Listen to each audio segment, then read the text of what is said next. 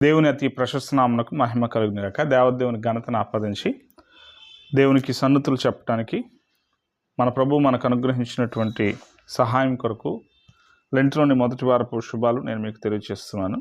లెంట్లోని మొదటి ఆదివారపు లేఖన భాగముగా మనం గమనం చేస్తున్నప్పుడు పరిశుద్ధ గ్రంథం నుండి మత్తయి సువార్త 4వ అధ్యాయము మొదటి 11 వచనాలు, 2వ కొరింథీ పత్రిక 6వ అధ్యాయము మొదటి 10 వచనాలు కలిగిన లేఖన భాగంలో ప్రభువారు పొందిన శ్రమను గుర్చినటువంటి తీరులు మత్తయి సువార్త 4వ అధ్యాయంలో శోధకుడు శోధించే తీరున శ్రమకాల ధ్యానములలో లేదా మండల కాలము లెంట్ అండ్ సీజన్ అనే మాటలు మనం గమనం చేస్తూ ఉన్నప్పుడు లెంట్ అనే మాటకు గల అర్థాన్ని మనం ఆలోచన చేస్తుంటే చేల్చబడుట అనే అర్థం నుండి దేవుని కృప పొందుకునే విధానాలలో ఆశీర్వచనాలు పొందుకోవటానికి మండల కాలం 40 దినాల శ్రమల కాలం ఆయా తీరున ఈ శీర్షికలు మనం చూస్తున్నప్పటికీ కూడా 40 దినాల శ్రమల కాలంలో ప్రభుని శ్రమలను ధ్యానిస్తూ మన బ్రతుకులను దిద్దుకోవటానికి ఇది పరీక్షా కాలంగా దేవునికి సన్నుతులు చెప్పడానికి ప్రభువు మనకు అనుగ్రహిస్తున్న కృపను బట్టి దేవదేవునికి వందనాలు చెల్లిస్తూనే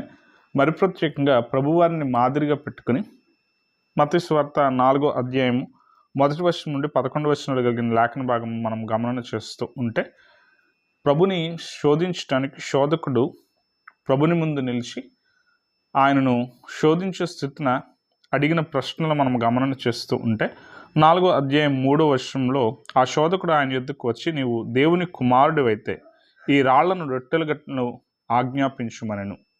మొదటిది మనం ఆలోచన చేస్తూ ఉంటే ప్రభువు ఆకలి కొనిన వేళ 40 దినములు ఆయన 40 రాత్రులు ఉపవాసం ఉండిన పిమ్మట ఆయన ఆకలి కొనిన విధిన ప్రభుని మొదట శోధిస్తున్నటువంటి విధానం దేని చేత అంటే శారీరక స్థితి చేత శోధకుడు శోధిస్తున్నటువంటి స్థితి మనము గమనం చేస్తూ ఉన్నాం. అందున ప్రభువులో ఒక ప్రశ్నను పెడుతూ ఆయనను శోధించే విధంలో నీవు దేవుని కుమారుడు అయితే, యేసుక్రీస్తు ప్రభువారు సంపూర్ణమైనటువంటి దేవుడు, సంపూర్ణుడైనటువంటి మానవుడు. ఆ విధిని మనం ఆలోచన చేస్తూ ఉన్నప్పుడు ప్రభువారిలో నజరేతు మహాప్రణాళికలో పరిశుద్ధ గ్రంథాన్ని చదివి ఆయనలో ఉన్నటువంటి దైవత్వ రూఢిని ఆయన అర్థం చేసుకునే తీరుల కొరకు ఏదైతే స్థితులు అవివర్ణనగా దేవుని చిత్తాన్ని జరిగించే కుమారునిగా ఆయనను గణపరిచే తీరున దేవుని యొక్క ప్రణాళిక ప్రకారంగా ఆయన నడుస్తూ ఉన్నాడో, ఆయన తాను అనుభవింపబోయేటువంటి శ్రమ నిమిత్తం మరి ప్రత్యేకంగా ప్రభువారి సువార్త విషయాల కొరకు ఆయన సిద్ధం చేసుకోవటానికి ఈ 40 రోజులు ఆయన దీక్షలో 40 రోజులు ఉపవాస దినాలలో ఆయన ఉండినటువంటి తీరు మనం చూస్తూ ఉన్నాం. ఆయన ఎక్కడికి వెళ్ళిన వాడిగా ఉన్నాడంటే అరణ్యంలోనికి కొనిపోబడ్డాడు. వాస్తవానికి మనం ఆలోచన చేస్తూ ఉంటే అరణ్యంలో ఉండాలని ఏ వ్యక్తి అనుకోరు. అరణ్యం సమృద్ధికి నిదర్శనంగా ఉండే తీరు కాదు. ఎటు ఏ ప్రమాదం ఎలా పొంచి ఉండే విధానాలు ఉంటాయో అది చెప్పటం కష్టంగా ఉన్నటువంటి విధి అరణ్యంగా ఉంటుంది. కానీ ప్రభువు తాను శ్రమలను సహించే స్థితి కొరకు, శ్రమలను ఎదుర్కొనే తీరు కొరకు, ప్రజల నిమిత్తమై పాప క్షమాపణ అందించే తీరు కొరకు ఆయన జరిగించాల్సినటువంటి విధిని నెరవేర్చడానికి ఆయన శ్రమల గుండా వెళ్ళటం కొరకే ఆయన 40 దినాలు శ్రమ దినాలలో ఆయన అనుభవించినటువంటి తీరులు ఎలా ఉన్నాయి అని ఆలోచన చేస్తూ ఉంటే దేవునితో మమైకమయ్యేటువంటి విధానం, శరీరాన్ని జయించగలిగేటువంటి తీరు, ఆత్మీయ స్థితికైనటువంటి దేవుని వాక్యంలో ఎదిగే విధానం, దీనిని అంతటిలో కూడా ప్రభువు ఏం చేస్తూ ఉన్నాడంటే దేవునితోనే సత్సంబంధము కలిగిన వాడిగా ఉండి తాను ఒక చక్కని పరిచర్య కోసం తాను చేయనుద్దేశించినటువంటి గొప్ప కార్యమైనటువంటి దేవుని చిత్తాన్ని జరిగించేటువంటి కుమారునిగా తన పనిని నిర్వర్తించడానికి ఆయన సిద్ధపడుతూ ఈ 40 దినాలలో ఆయన ముందుకు కొనసాగాడు. మనం ఆలోచన చేయాలి. ఇప్పుడు మనము చూస్తున్న ఈ శ్రమ దినాలు కూడా అంతే. మన బ్రతుకులలో కొన్నిసార్లు మనము ఏ స్థితులు గుండా మనం ముందుకు కొనసాగాలో దానికోసం మనల్ని మనం సిద్ధం చేసుకోవటానికి ఈ 40 అనేటువంటి సంఖ్య పరిశుద్ధ గ్రంథంలో అనేక తీరుల్లో మనం చూస్తూ ఉంటే ఈ సంఖ్యకు చక్కని విలువ మనము చూస్తూ ఉంటాం.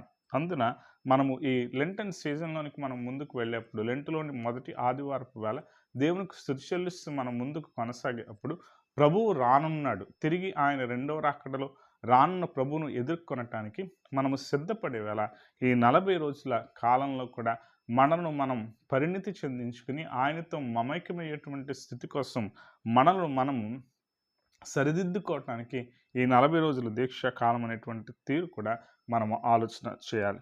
రెండవ స్థితి కూడా ఆలోచన చేస్తూ ఉంటే, మొదటిది ఆకలి గొనిన తీరున, అంటే ఆయన శారీరక స్థితి చొప్పున శోధకుడు శోధించే తీరు ఉంది. రెండవది మనము గమనన చేస్తూ ఉంటే 6వ వచనంలో, 4వ అధ్యాయం 6వ వచనంలో, నీవు దేవుని కుమారుడివైతే క్రిందికి దుముకుము, ఆయన నిన్ను గూర్చి తన దూతలను ఆజ్ఞాపించును, నీ నీ పాదం ఎప్పుడు నేను రాతికి తగలకుండా వారు నిన్ను చేతులతో ఎత్తుకుందరని వ్రాయబడి ఉన్నదని ఆయనతో చెప్పాను. ఇక్కడ మనం గమనం చేస్తూ ఉంటే రెండవ మారు కూడా నీవు దేవుని కుమారుడు అయితే, ప్రభుని ఏమని ఒక డౌట్ క్రియేట్ చేసే తీరు ఉందంటే, నిజంగా నీవు దేవుని కుమారుడువైనా, నిజంగానే నీవు దేవుని కుమారుడు అయినా, నీవు నిజంగా దేవుని కుమారుడు అయితే. ఈ విధి ఎలా అంటే, ప్రభుని శోధించే శోధకుడు తానేం చేస్తున్నాడంటే, దేవుని నీవు దేవుని కుమారుడు కాదు అన్నట్టుగా ఆయనను శోధించే తీరు చేస్తూ ఉన్నాడు. అందున వాక్యం చేతనే శోధిస్తూ, ప్రాణం శరీరపు స్థితి అయిన తరువాత ప్రాణం గురించి శోధకుడు శోధిస్తూ ఉన్నాడు. తరువాత మూడవది మనం ఆలోచన చేస్తూ ఉంటే, ఈలోక అధికారం, ఈలోక స్థితి, ఈలోక ఘనత. ఇదిగో నీవు పొందాల్సినటువంటి శ్రమ కంటే ఒక సులువైనటువంటి దారి నేను నీకు ఇస్తాను. అదేంటి అంటే, నీవు నాకు మ్రొక్కితే. ఈలోక అధికారాలు, ఈలోక స్థితి, ఈలోక ఘనత, దానిని అంతటినీ కూడా ఈలోక రాజ్యాల ఘనతను ప్రభువుకు చూపించి శోధకుడు శోధిస్తున్నాడు. ఈరోజు మన బ్రతుకుల్లో కూడా అంతే.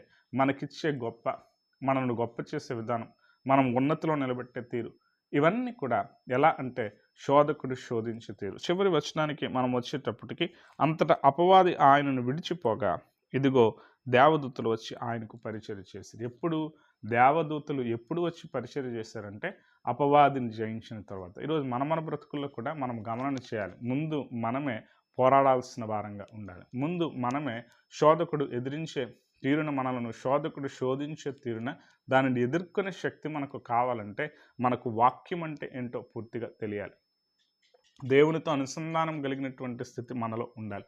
ఆ విధానాలు కనుక మనలో లేకపోతే మనము శోధనలో పడిపోయే వారంగా ఉంటాం. శోధనను జయించే వారంగా మనము ఉండబోము. కొరింథీ పత్రిక, 2 కొరింథీ పత్రిక 6వ అధ్యాయము మొదటి 10 వచనాలు చూస్తూ ఉంటే, మొదటి వచనం నుండి మాట్లాడబడుతున్నటువంటి తీరు, మొదటి వచనంలోనే కొరింథీయులకు పౌలు ఏమని సెలవిస్తున్నటువంటి తీరు ఉందంటే, ఆయనతో కూడా శ్రమ పొందినటువంటి తీరున.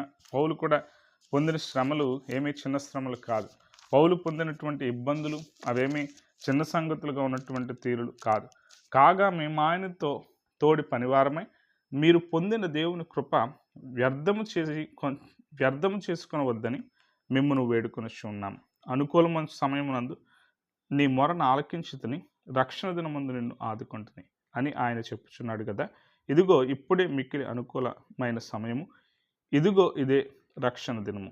మా పరిచర్య నిందింపబడకుండు నిమిత్తము ఏ విషయమో నేను అభ్యంతరమేమి కలుగజేయక, శ్రమలయందును, ఇబ్బందులయందును, ఇరుకులయందును. తాను ఎలాంటి విషయాల గుండా ముందుకు పోయాడంటే, శ్రమల గుండా, ఇరుకుల గుండా, ఇబ్బందుల గుండా తాను అనేక విషయాలను అనుభూతి చెంది దేవునితో మమైకమైన, దేవుణ్ణి గణపరిచిన. 5వ వచనం చూస్తూ ఉంటే, దెబ్బలయందును, చెరసాల్లోను, అల్లరలోను, ప్రయాసంలోను, జాగారములోను, ఉపవాసములోను మిగుల ఓర్పు గలవారమే.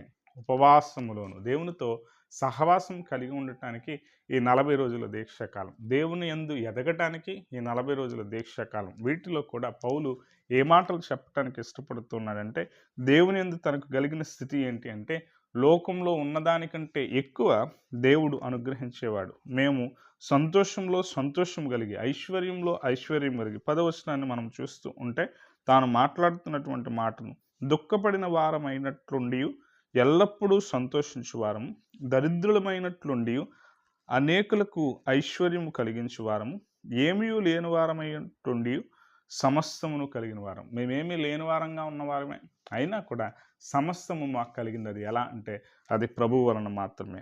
మేము ఇతరులకు ఐశ్వర్యము కలిగినటువంటి తీరును, అంటే ఇతరులకు సహాయం చేసే విషయాల్లో మేము నిజంగా ధనికులం.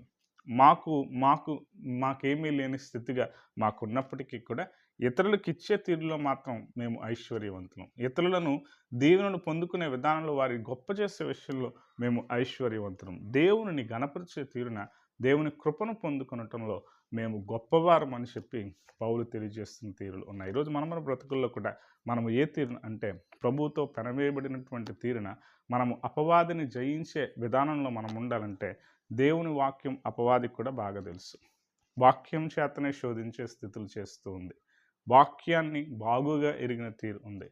అంటే కొన్నిసార్లు శోధకుడు ఎలా అంటే వాక్యంతోనే, వాక్యంలో ఉన్న వచనాలతోనే, ఈ వచనం ఏంటి ఇలా మాట్లాడుతుంది, ఈ వచనం ఎందుకు ఈ తీరున అంటుంది, దీనిలో నిజంగానే వాస్తవం దాగుందా, ఇప్పుడు పరిశుద్ధ గ్రంథాన్ని విమర్శకర దృక్పథంలో లేదా వేరువేరు విధానాలతో వేరువేరు సంగతుల్లో వేరువేరు ధర్మాలలో ఉన్నవారు ఏమని మాట్లాడుతున్న తీరులు ఉన్నాయంటే వాక్యం తప్పిదం అని చెప్తున్నటువంటి తీరులు ఉన్నాయి. వాక్యంలో ఉన్నటువంటి నేపథ్యం తెలియక, భావం తెలియక వారు వేరుగా వాక్యాన్ని వేరుకరంగా చూపిస్తున్న విధానాలు ఉన్నాయి.